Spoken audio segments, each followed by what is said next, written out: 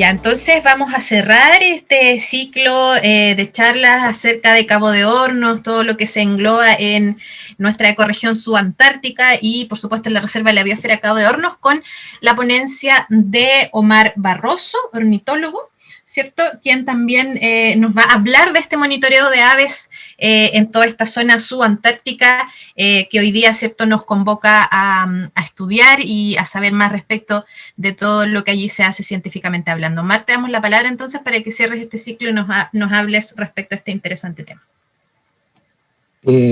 Hola, buenas tardes.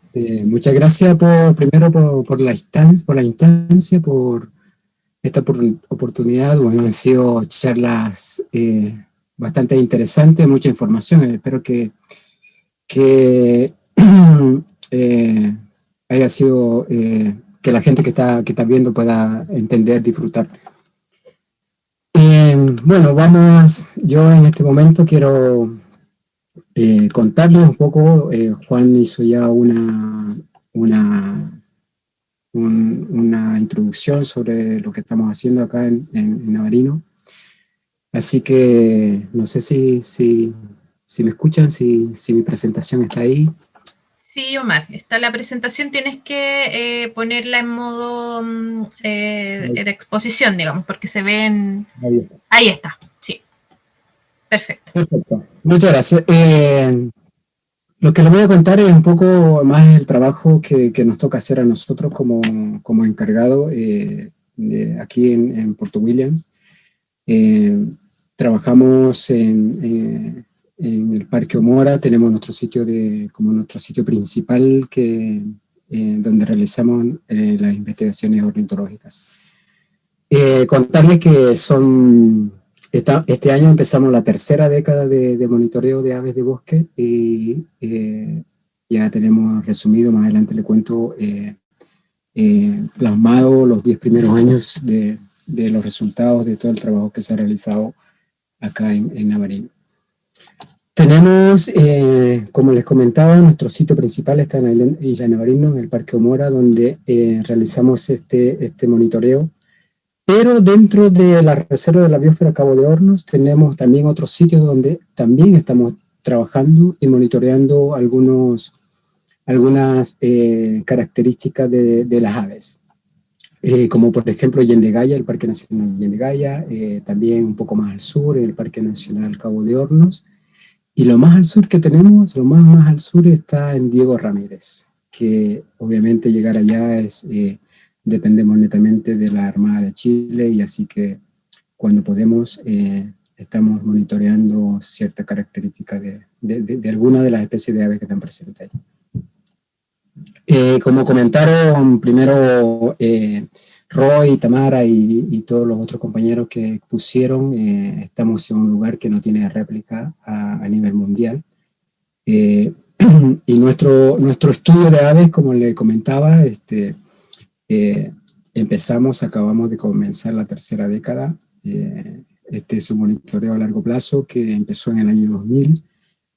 Se está desarrollando actualmente, se ha convertido en el monitoreo de aves de bosque templado más importante, justamente por eso, porque lleva 20 años desarrollándose.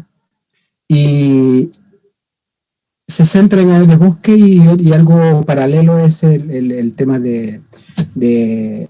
también hacemos un censo anual durante 3 veces al año sobre las poblaciones de aves costeras. Y otros estudios paralelos que dan curso también a investigaciones de tesistas, doctorados sobre las migraciones de algunas especies y estudios sobre ecología del carpintero que se realizó ya en su momento. Para entrar un poquito en detalle de cómo realizamos este estudio, usamos dentro del parque, como les comentaba, tenemos 2 sitios, y desde el año 2000 que empezó este monitoreo, se realiza el trabajo en terreno durante 6 días. 6 días que están distribuidos en 2 sitios con características diferentes, y en cada sitio se ponen, como pueden ver acá en la imagen, se ponen estas redes. Es una red de niebla con un material muy sensible que se usa específicamente para capturar aves pequeñas, aves de bosque. específicamente.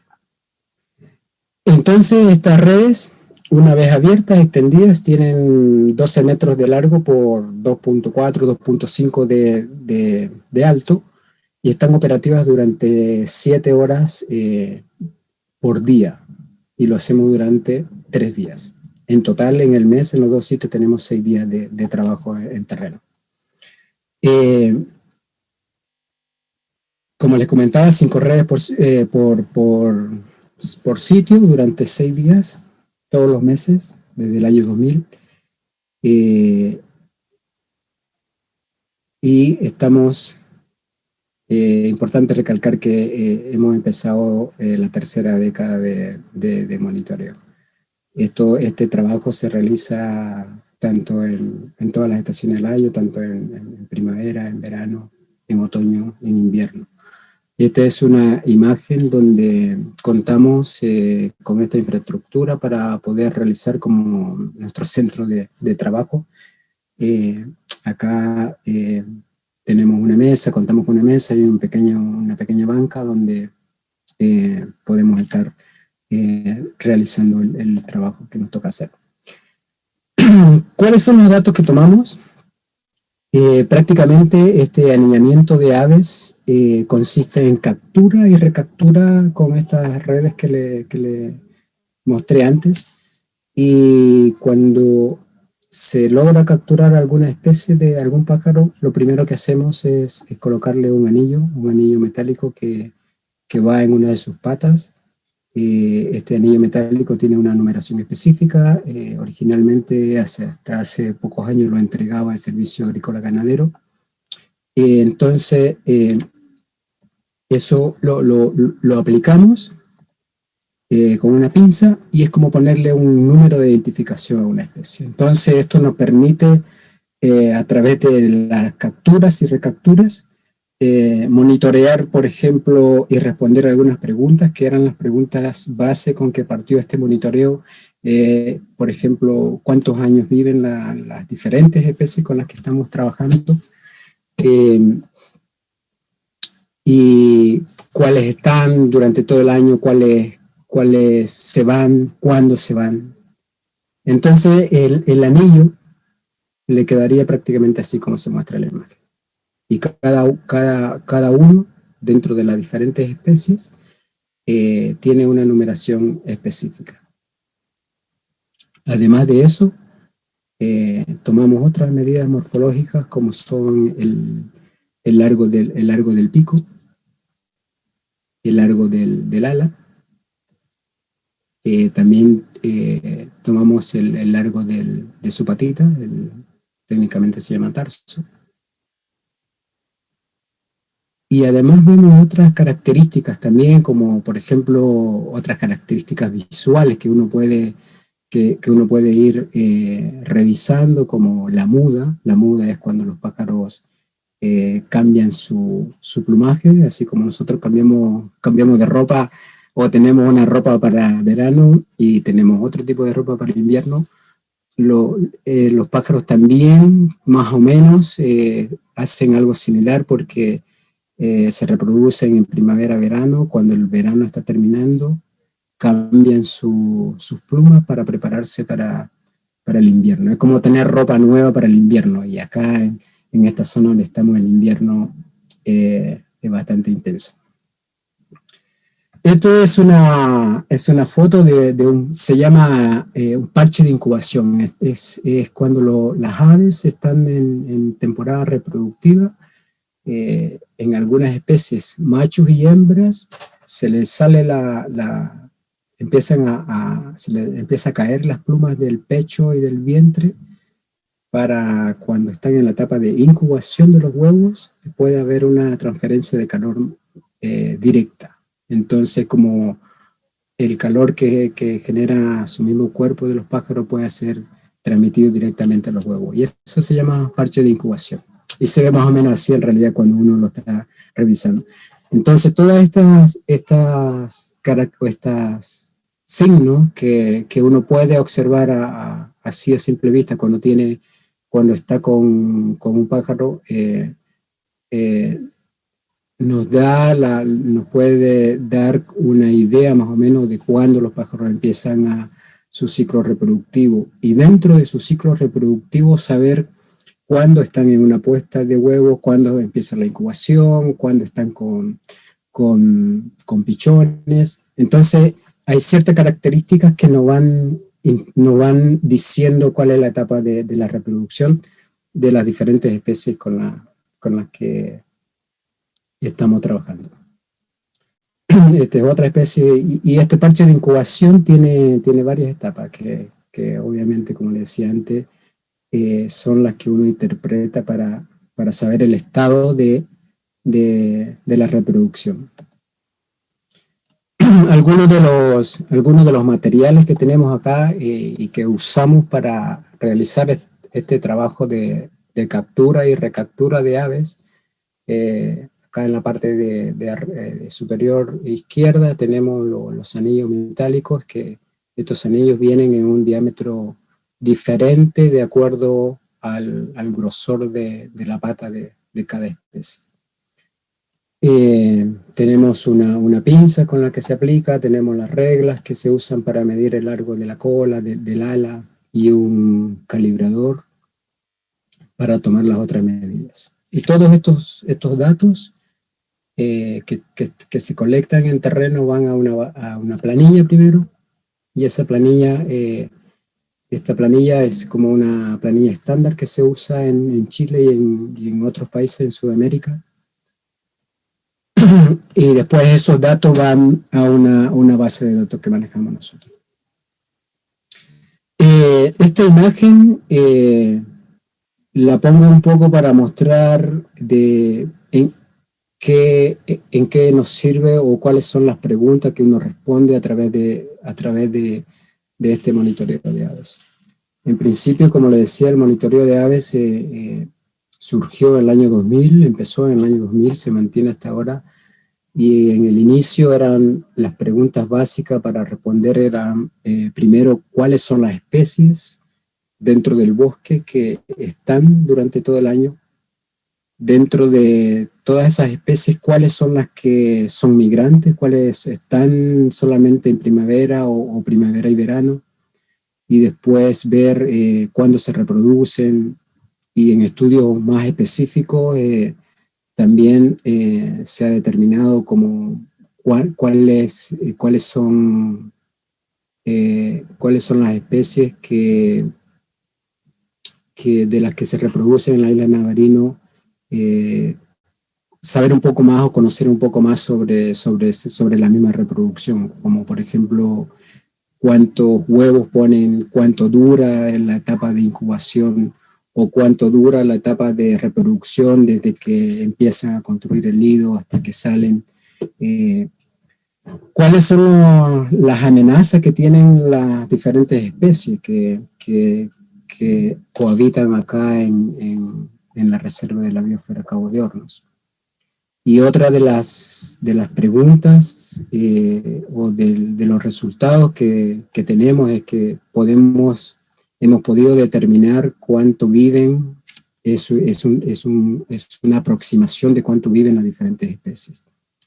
Y aquí, por ejemplo, quería mostrarle, porque esto es muy, muy gráfico, nos muestra que esta parte de abajo es como una parte de lo que originalmente queda en una base de datos. Entonces, este es un rayadito. Aquí tenemos el código de la especie, que para anotarla en terreno usamos las 3 primeras letras del género y las 3 primeras letras de la especie, más seguido de la numeración que tiene el anillo que se le aplicó. Entonces, en este caso, este rayadito fue anillado el 27 de junio del 2005, y en la base de datos si uno pone el número de anillos, sale como un historial. Es como cuando uno va al médico y no sé, y tiene su chequeo anual, pues algo más o menos parecido. Me gusta mucho porque me recuerda mucho a mi hija más chica, que dice, bueno, cada vez que estamos en el monitoreo mensualmente, es bueno, hoy, papá, ¿cuándo nos toca ir a revisar a los pájaros a ver si están bien o no? Entonces, tiene mucho sentido eso. Entonces, Me gusta porque se ve claramente que en el caso de este rayadito que tenía el anillo RR 2743, fue anillado el 27 de junio del 2005, y la última vez que se lo recapturó, que cayó en las redes y pudimos revisarlo, fue el 14 de julio del 2014. Entonces, son como 10 años desde la primera vez, o 9 años desde la primera vez. Entonces, si uno junta todo eso, toda esa información de todos los rayaditos que se capturó, entonces saca un promedio y tiene una estimación de cuánto vive. Nuestro trabajo no es solamente netamente científico, también hacemos educación. Bueno, con todo este tema de la situación sanitaria en que estamos todos, se había cortado un poco las actividades de educación, de transferencia, pero esperamos retomarlas pronto. Ojalá podamos salir y avanzar y dejar atrás este tema del COVID. Entonces, tenemos una actividad que se llama Corazón a Corazón, donde invitamos a gente adulta, a niños, a tener una experiencia, un encuentro más cercano con estos seres que también que son seres vivos, que sienten, que se estresan, que al igual que nosotros, más o menos tenemos muchas similitudes. Entonces, poder contar o poder tener esta experiencia de conocer a seres emplumados y sentir su corazón y ver que está latiendo a 1000 por hora, también puede generar un tipo de conciencia, y a través de esa acción respetar a los otros seres, ¿no? En este caso los pájaros. Y entonces, como lo decía, es una actividad que ojalá podamos retomar pronto. Este es un cachudito, son especies que están acá todo el año. Es un ave que, una de las más chicas, pesa como 9 gramos en promedio. Me sorprende muchísimo cómo puede aguantar el invierno en estas latitudes, ¿no? Temperaturas bastante bajas. Un pajarito pequeño que generalmente pierde temperatura más rápido, no es lo mismo que un zorzal. Entonces,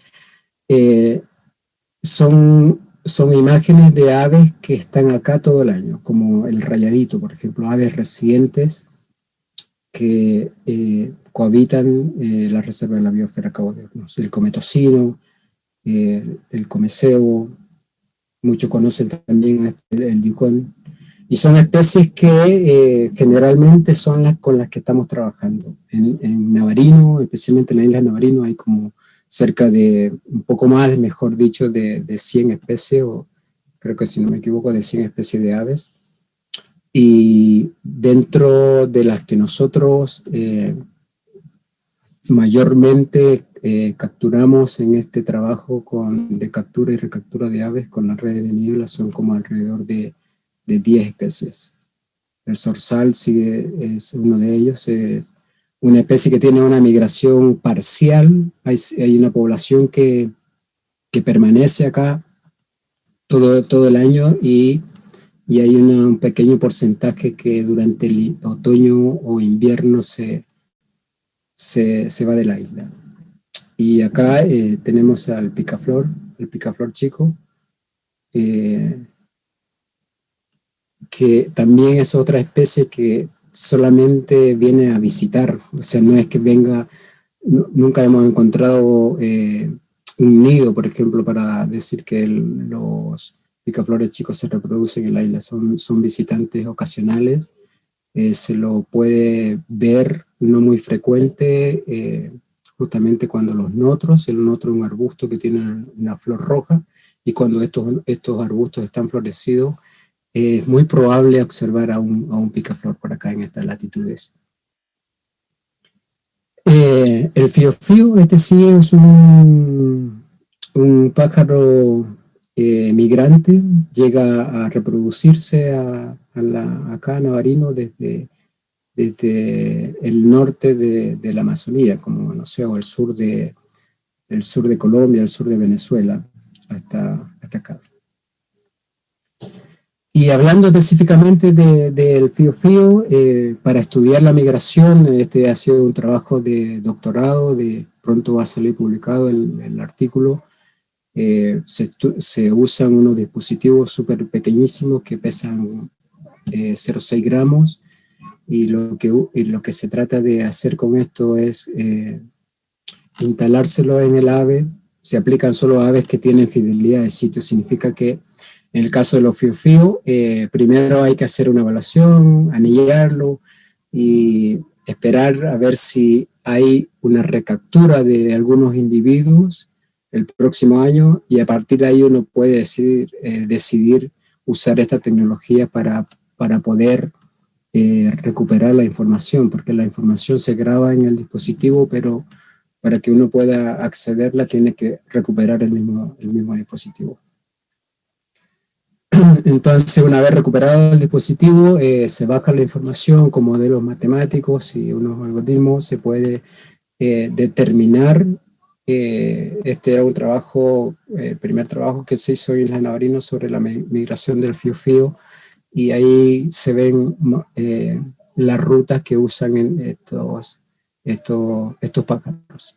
Y algo muy interesante sobre el fiofío es que las poblaciones, o los individuos de esta población de fiofío que llega a Navarino, pertenece, como se ve en el mapa, Sudamérica es como al final, al sur, estamos como en un embudo. Entonces acá se juntan poblaciones de fiofío de distintas partes. Y bueno, acá este es el trabajo que hizo ya Rocío Jara, que pronto va a salir publicado, donde con un poco más de detalle uno puede determinar por dónde se fue, cuánto tiempo duró su migración, dónde pasó, acá en el centro, en Brasil, por acá, donde se ve el punto más naranjado, hay una mayor concentración de información que captó el dispositivo. Entonces significa que probablemente el invierno lo pasó ahí y después empezó a bajar. Y en este caso particular tenemos información solo hasta ahí, porque estos dispositivos usan una batería que le da una autonomía de 8 o 9 meses de vida al aparato. Entonces, en teoría, hasta ahí duró la batería.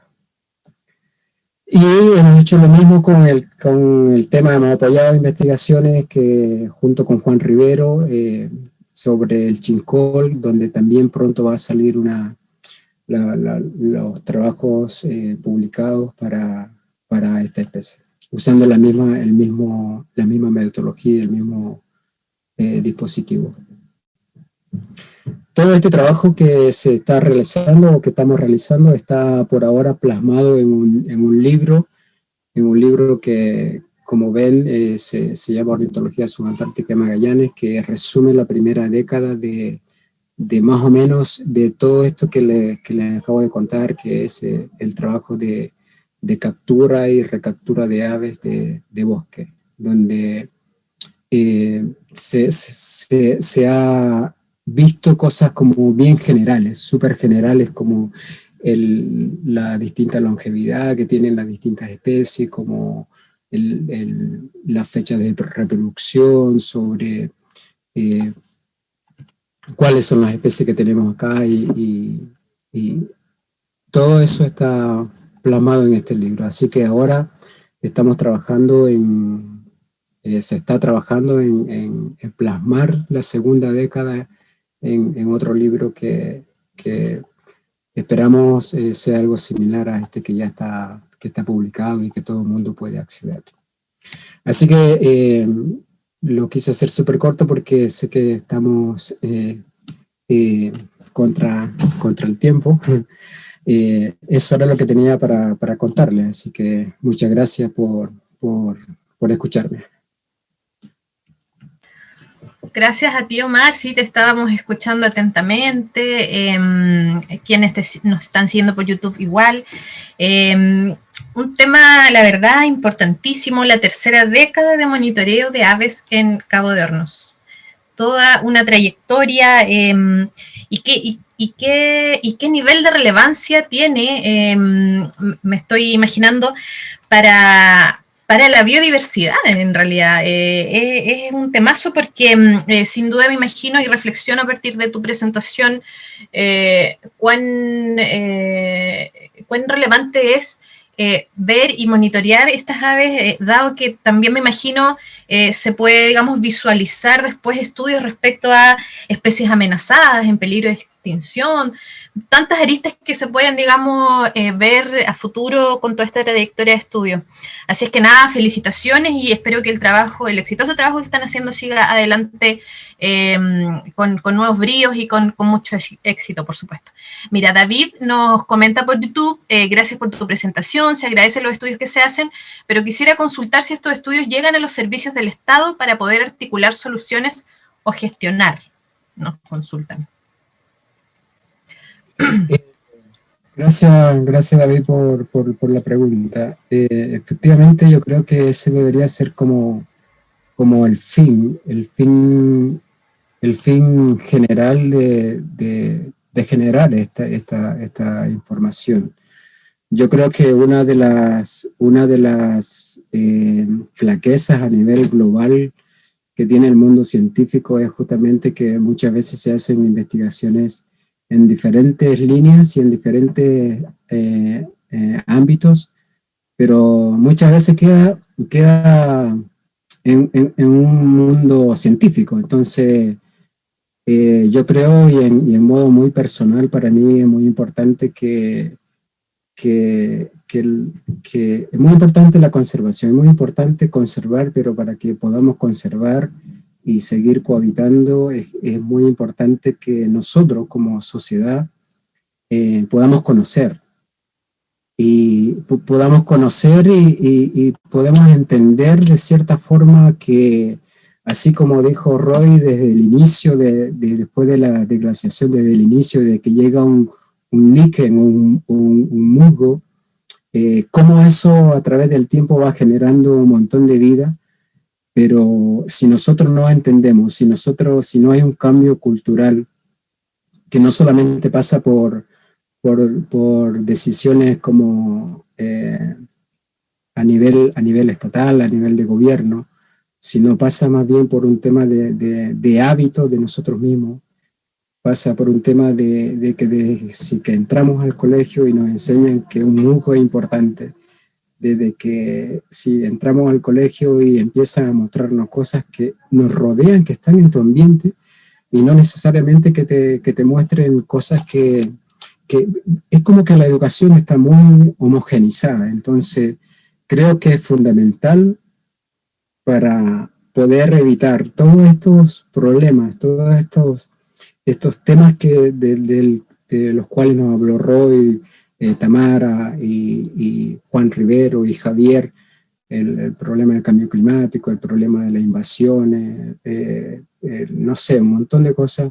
Pasa mucho como decía él, que pasa mucho por nuestros hábitos, por nuestros conocimientos, y yo rescato un poco eso de que somos nosotros quienes tenemos que hacer que la biodiversidad que tenemos hoy todavía pueda seguir y que pueda, porque dependemos de ellos, dependemos si desaparece una especie de ave porque llegó un parásito, no solamente el efecto va a ser sobre esta especie, el efecto va a llegar directamente a nosotros porque se rompe un eslabón dentro de esta cadena y nosotros obviamente vamos a sufrir esas consecuencias. A eso agrega un comentario, David, dice, dicho lo anterior, ya que me da la impresión a veces que nos vamos a tener que acostumbrar a estas especies por la poca acción que se desarrolla para mitigar los impactos de estos. Espero se entienda. Gracias. Ese comentario agrega David. Quizá complementando la interrogante que te hizo anteriormente. Claro. Sí, es que yo creo, como decía, bueno, tenemos que, como decía Javier, llegó la chaqueta amarilla hace más de 6 años, entonces tenemos que adecuarnos, tenemos que seguir trabajando, tenemos que seguir concientizándonos para, para poder seguir cohabitando. Cohabitando, tú lo has dicho. Muy bien, Omar, te damos las gracias. Y por supuesto, con mucha gratitud recibimos también esta presentación que va a quedar alojada, como todas las demás, de tus otros 5 colegas en el enlace de YouTube que vamos a estar compartiendo también después. Muchísimas gracias y contigo damos cierre entonces a este octavo y último ciclo de charlas de ciencia e investigación en la comunidad magallánica que esperamos volver a brindarles durante el segundo semestre de este 2021. Les damos las gracias a todos quienes se conectaron, éxito de visitas en YouTube, así que visiten este ciclo que está completo en el canal de TV, UMAC TV, bien digo, Radio TV UMAC, que es en YouTube. Así es que ahí van a quedar todas las charlas disponibles para que puedan revisarlas y después quizás ponerse en contacto con los mismos investigadores e investigadoras que están liderando toda esta investigación y ciencia universitaria, digamos, dirigida a la sociedad, a la comunidad entera. Así vamos cerrando y les damos las gracias a Omar, a Elke, a Javier, a Tamara y a todos quienes nos acompañaron hoy por haberle brindado a la comunidad la oportunidad de escuchar y de recibir todos sus trabajos que sin duda son un aporte importantísimo para la ciencia en Cabo de Hornos y regional y mundial a nivel global finalmente, como centinela del cambio climático, como bien decían muchos de ustedes. Así que les agradecemos.